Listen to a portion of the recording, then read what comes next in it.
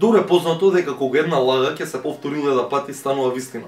Во конкретниот случај лагата поврзана со проблемот за нашето име. Но не, ние немаме проблем со нашето име, ниту пак проблем со нашето име имаат 137 народа на 137 држави кои немаат признаено подуставното име.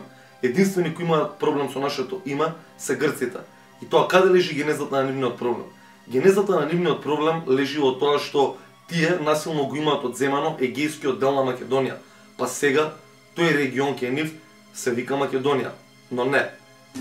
Македонија е една и единствена.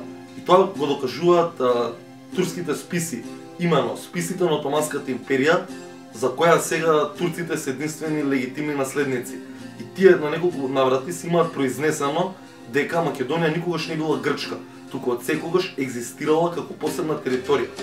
Затоа, ако сакаме да го понудиме решението на проблемот кој го имаат грците, е следно. Наместо ние да го менуваме нашето уставно име, тие нека го сменат името на нивниот регион. Нека се врати старото име, нека се вика Егејска Македонија.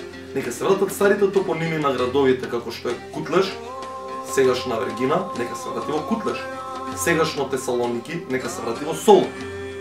Па после тоа можеме ние да разговараме за некаков проблем кој е имагинарен и е наметнат само од нивна страна. Ние проблем со нашето име немаме, затоа што ние сме биле, сме и ќе останеме Македонија.